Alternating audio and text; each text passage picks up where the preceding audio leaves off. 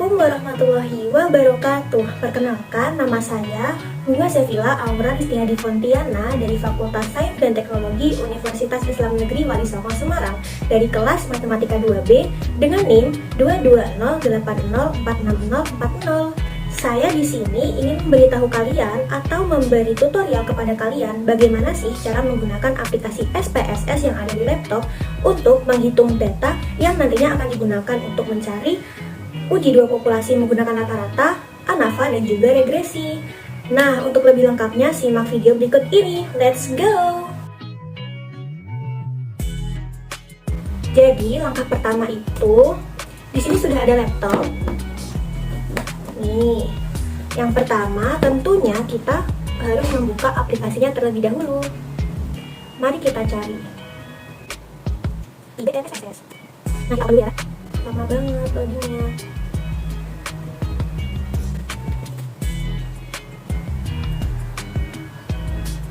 Lama guys.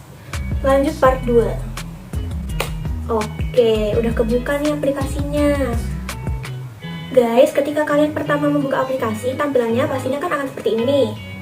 Lalu kalian perhatikan di bawah sebelah kiri, di bagian monitor sebelah kiri bawah itu kan ada data view dan variable view.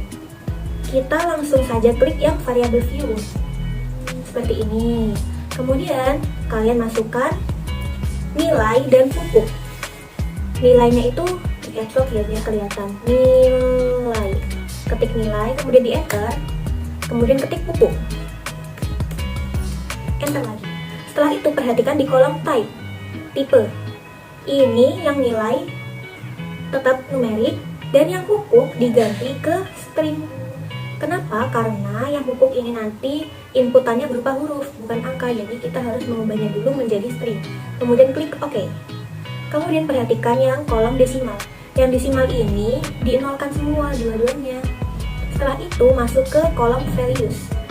Ini yang value-nya kalian ketik 1, labelnya A, kemudian add, kemudian tulis lagi 2, dan labelnya B. Klik add lagi. Oke. Setelah itu kalian langsung menuju measure. Gimana sih bacanya measure gitu? Anggap aja bener ya, measure. Terus yang nilai ini kalian ganti ke scale dan yang pupuk itu nominal. Oke, kalau udah kayak gini, kalian menuju lagi nih ke bawah, ke kiri bawah layar. Kalian klik data view. Nah, udah muncul kan ini. Terus kalian input nilainya. Nilai yang ada di data kalian itu kalian inputkan. Baik, aku input datanya dulu untuk mempersingkat waktu. Kita pause dulu. Lanjut part 2. Asik, udah ke input nih datanya nih. Jadi, itu kan datanya kan ada pupuk A sama pupuk B. Kalian masukin datanya, nilai-nilainya itu ke yang kolom nilai. Ada 15, 12, 18 dan sebagainya sampai 18. Kalian ketikkan semuanya di sini sampai 18 seperti ini. Nah, kalau udah, yang kolom pupuk kalian tulis A semua sampai nomor 18. Setelah itu yang pupuk B kalian lanjutkan di bawahnya. Jadi nggak di sampingnya, tapi lanjutkan di bawahnya. Berarti dari kolom 19 sampai kolom 36. Kemudian yang di kolom pupuk ini kalian tulisin B dari 19 sampai 36. Jadi totalnya itu semuanya ada 36 data. Karena per datanya itu yang A 18, yang B 18. Jadi totalnya 36. Kalau sudah seperti ini, kalian menuju ke analis yang di atas ini. Klik, kemudian cari compare means di sini. Terus klik yang independent sample t-test. Klik. Nah, nilai ini kalian masukin ke test variable S. Kemudian yang pupuk masukin ke grouping variable. Terus klik define group. Itu kali ya bacanya. Grup 1 A, grup 2 B. Continue. Terus di OK. Nah, keluar kan datanya. Nah, ini sekarang kalian bisa nih ngecek mulai dari N-nya. N-nya ada 18 ya kan, yang pupuk A, N-nya ada 18, yang B, N-nya ada 18, kemudian min. Min itu rata-rata. Kalau kita secara manual harus menghitung rata-ratanya dengan cara menjumlahkan setiap data kemudian dibagi jumlah data. Kalau pakai aplikasi SPSS ini kita nggak usah nyari manual. Jadi kita nanti bisa langsung melihat data yang sudah muncul di sini. Oh ternyata yang pupuk A itu rata-ratanya 16,50 kg. Terus yang pupuk B itu menghasilkan rata-rata 17,39 kg tanaman apel malang. Iya buah apel malang, bukan tanaman, salah. Terus ini F-nya ketemu 2,039, T-nya negatif 1,169. Ini yang nantinya akan digunakan untuk mencari hipotesis. Jadi kan H0 diterima jika F-nya ini negatif F-nya alias negatif 2,039 kurang dari negatif 1,169 kurang dari 2,039. Nah, karena H0 diterima, maka kesimpulannya apa? Nah, kalian lihat sendiri ya nanti di rumusnya. Seperti itu cara mencari data untuk menghitung uji dua populasi menggunakan rata-rata. Lanjut nomor 2. Kita akan menggunakan aplikasi SPSS untuk menghitung data yang nantinya akan digunakan untuk menghitung ANAFA. Oke, langsung saja ke setelan yang tadi yang ada nilai pupuk, yang nilai diisi data dari 1 sampai 36, terus pupuknya diisi A sama B. Langsung aja kita lanjut. Tapi sebelum itu kita setting dulu. Kita balik lagi nih ke variabel view. Variabel view yang tadinya tipe yang pupuk itu kan tadinya string ya, kita ubah ke numeric.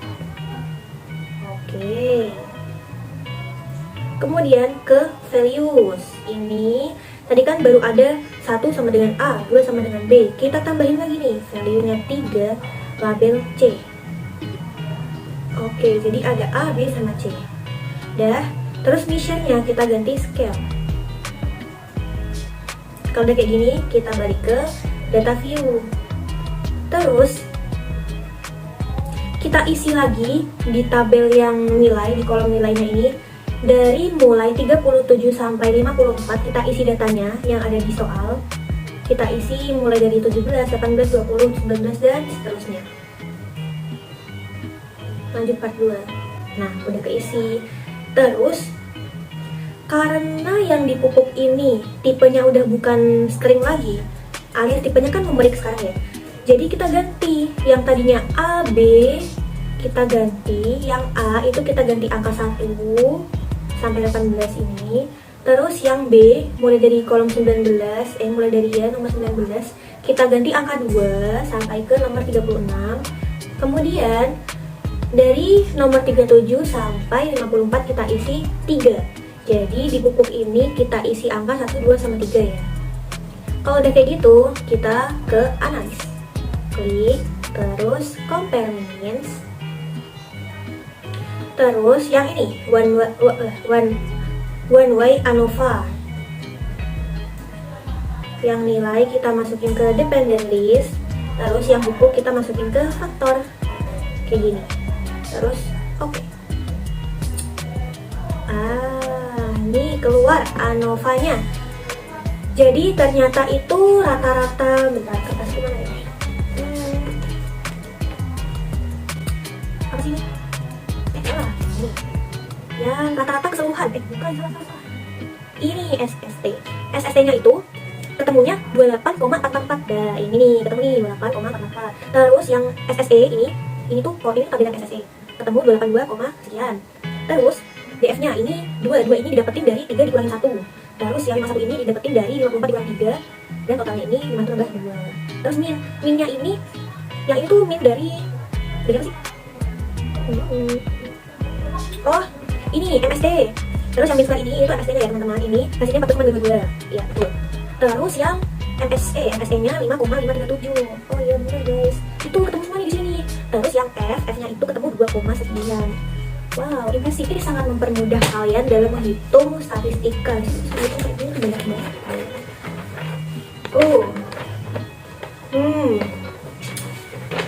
Nah, jadi begitu caranya menghitung data untuk menghitung ANAFA. Mudah bukan? Jadi nggak usah susah-susah hitung pakai manual. Oke, setelah ini yaitu yang terakhir, ngitung itu persamaan regresi, koefisien korelasi, dan juga koefisien determinasi. Lanjut.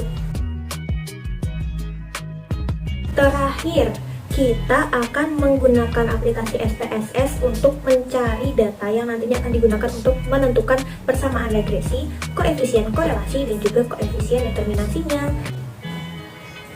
Guys, nomor 3 ini beda ya, jadi kita tuh nggak ngelanjutin data yang tadi, karena ini beda perhitungan.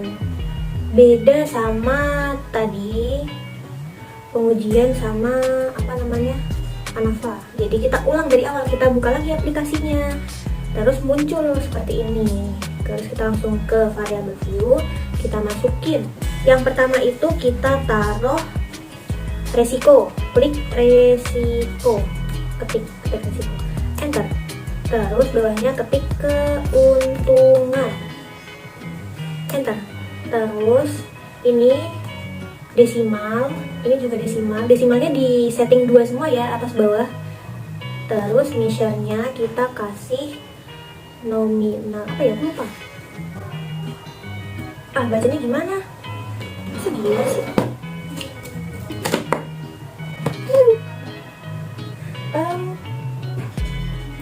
Risiko keuntungan tipe numerik, desimal gue bisa skala semua, analis measure. I see. Measure-nya scale guys. Jadi benar.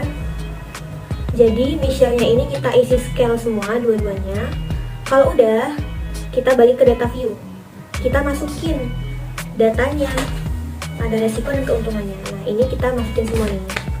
Oke, ini datanya udah kita isi semua, resikonya udah kita isi dari 1 sampai 18. Terus keuntungan juga udah diisi dari 1 sampai 18. Setelah itu kita langsung menuju ke analis. Oh iya, aku kasih tahu sedikit hal ya. Jadi ketika kalian ngisi risiko ataupun keuntungan ini kan angkanya koma-koma ya. Nah itu tuh biasanya ada laptop yang dia itu kalau dikasih koma, maksudnya kalau di keyboardnya dia pakainya tanda koma, itu nanti di aplikasinya dia bakal muncul titik. Tapi ada juga laptop yang kalau dia kliknya koma, di aplikasinya itu dia bakal tetap koma. Sedangkan kalau di SPSS ini kita pakainya titik. Nah kalau di laptopku aku pakainya titik ya guys. Oke, balik lagi ya, ini ke habis kita input datanya, kita langsung ke analis. Terus kalian cari yang regression, terus klik linear. Nah udah gitu, yang keuntungan ini, keuntungan kita taruh di independen. Terus yang resiko kita taruh di independen. Terus klik OK. Nah keluar nih data-datanya. Untuk permasalahan yang A itu kan kita kan diminta untuk mencari persamaan regresi. Jadi kita nanti akan menggunakan yang ini, yang koefisien A ya. Yang kita pakai ini yang koefisien A. Begitu. Sekarang kita lanjut ke yang B. Yang B itu diminta kita mencari koefisien relasi. Ya kan? Koefisien relasi. Terus masih sama data yang tadi, variabel view-nya juga sama, data view-nya sama. Kita langsung aja klik analis. Terus kita cari yang korelat. Apa sih ini bacanya korelat? Korelat. Itulah. Terus langsung klik yang bivariate. Terus dua-duanya ini kita masukin ke resiko. Maksudnya resiko dan keuntungan dua-duanya kita masukin ke tabel yang variabel. Terus ini yang di bawah ini kan ada Pearson, Kendall, apa nih, tahu Spearman. Nah ini kita pilih yang Pearson ya. Terus kalau udah kita klik OK. Nah muncul nih korelasinya. Yang terakhir kita mau mencari determinan koefisien. Nah untuk yang nomor 3 ini kita nggak usah balik-balik ke ini, ke data view atau variable view. Langsung aja ke hasilnya tadi kan udah kita cari. Langsung aja ke ini, kita scroll ke atas. Nah ini dia model summary. Ini yang akan digunakan untuk menentukan determinan koefisien. Baik, sekian video tutorial dari saya. Semoga video ini bermanfaat bagi kalian yang ingin menggunakan aplikasi SPSS untuk menghitung data seperti yang sudah saya kerjakan tadi. Di antaranya adalah untuk menguji dua hipotesis, untuk mencari ANAFA dan juga regresi. Terima kasih juga sudah menonton video saya hingga akhir, yang mana durasi video ini sekitar 15 menit ya kan, lebih malah. Oke, sekian dari saya. Apabila ada salah kata atau bahkan kurang jelas dalam menyampaikan, saya mohon maaf yang sebesar-besarnya. Wassalamualaikum warahmatullahi wabarakatuh.